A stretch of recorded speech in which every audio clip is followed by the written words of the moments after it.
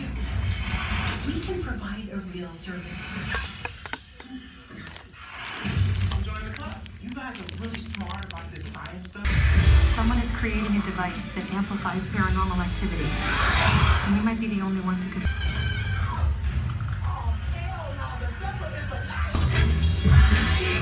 Look at the bright side. Nobody got it.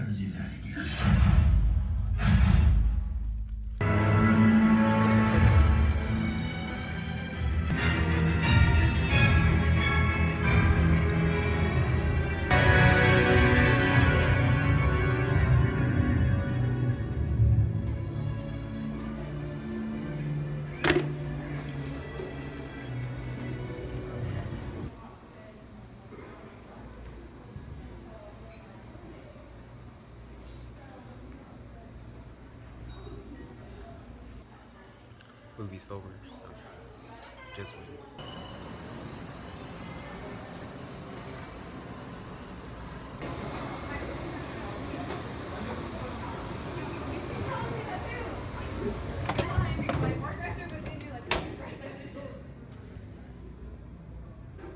Alright, so I just got out of 10 Cloverfield Lane.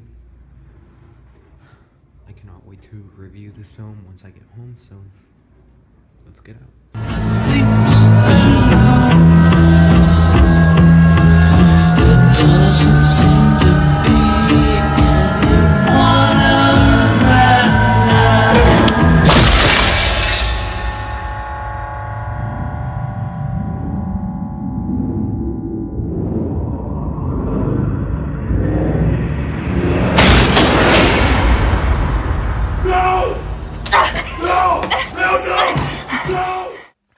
Alright guys, so I did get a chance to go check out 10 Cloverfield Lane today. As of right now, it's 10:40. I'm pretty tired, but I have to record this review so I won't have to worry about it later on. And by the way, so if you guys are noticing that purple glare on my glasses, I did get my lenses changed on Monday for both better vision and UV protection, so that's why the purple is reflecting off, so I hope it doesn't bother you guys as much. But I checked out 10 Cloverfield Lane. Alright guys, so 10 Cloverfield Lane is directed by J.J. Abrams, who directed last year's most popular movie, Star Wars Force Awakens, not too long ago, but so 10 Cloverfield Lane is the sequel to Cloverfield, which came out 8 years ago.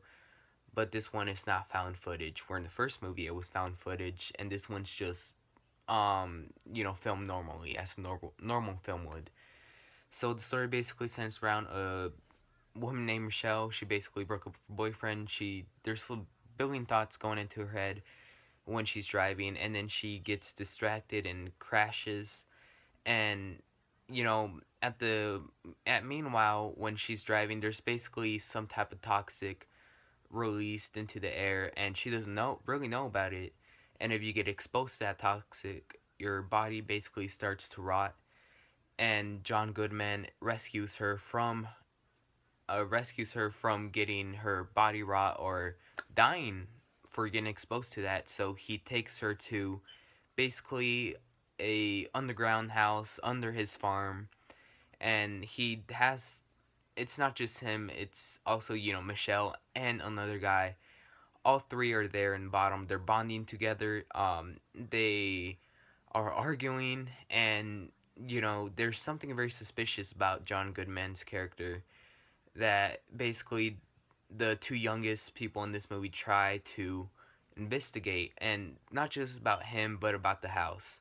They don't really believe him, and they don't believe him that there are monsters out there or toxics that could really destroy your body out there.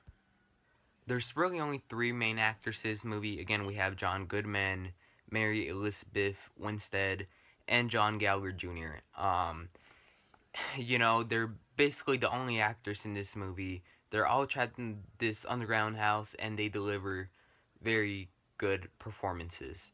For John Goodman, he just does probably the best performance of the year. He does an outstanding job. He does bring that creepy factor into his character. For example, there were some scenes where his character gave me goosebumps. That's how creepy his character was. and Mary Elizabeth Winstead, she, does a good job playing basically the lead in this movie. Trying to solve this case, whether this guy is suspicious of something or not, and she does a very good job at doing that. And for John Gallagher Jr., he does definitely a great job playing this comedic character who basically doesn't make the movie take itself too serious at moments, but doesn't take itself too comedic. That's just my thoughts on the characters. I thought they did amazing performances, and I did see a post saying that John Goodman should be nominated for an Oscar for 10 Cloverfield Lane, and I saw that before the movie was, before I even saw that movie, before I saw the movie, and when I was seeing that movie, it was going through my mind. I was like, should he deserve an Oscar? Should not? I think that there will be better actors probably this year, but who knows? He just did an amazing job and he nailed it. Now, the first three acts are not like the last act. If you're basically there to see the monsters, you basically won't get that till the very last act. And the first three acts, you basically just get these characters trying to bond with each other, but they just break out into very they just break out and start fighting or complaining about something. That's basically the first three acts, but they do very well at doing that. And in those first three acts, it didn't even feel like J.J. Abrams was behind that camera directing that movie. And not just that, but I actually found myself enjoying those first three acts because they really get you glued onto the screen. And as for the last act, the movie does get, a little bit more sci-fi, or it has a sci-fi element to the movie in the last act, but it does a very well job at doing what it did for the first three acts and the very last act. As for the monsters in this movie, they did not look that bad. Of course, they obviously did not look too realistic, but they definitely did not look too fake. And J.J. Abrams just knows how to work with CGI very well. We've seen him work with Star Wars The Force Awakens. The CGI in that movie was very well made, and the way he does it in this movie with the monsters is also very well made, where again, they don't look too fake, but they don't look too real. But it just looks simple and neat, and it just makes the movie look more fun and clever to look at. So I'm probably going to get a lot of hate from this, but I did not see the first Cloverfield. I thought I owned it on DVD, but apparently I don't. I tried looking for it on my TV yesterday. I couldn't find it. I tried looking it online yesterday, and I found it, but it wouldn't play. So, I will watch it as soon as possible. I promise you guys I will watch it. But, I just saw 10 Cloverfield Lane with basically a empty mind, not knowing much from the first one, except knowing that it was a found footage movie.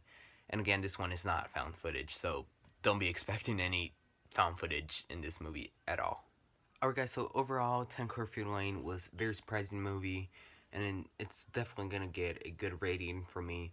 This is apparently, as of right now, my fourth favorite movie of the year, of course, behind Deadpool, Kung Fu Panda 3, and Zootopia, because 10 Cloverfield Lane gets a 9.3 out of 10 or an A.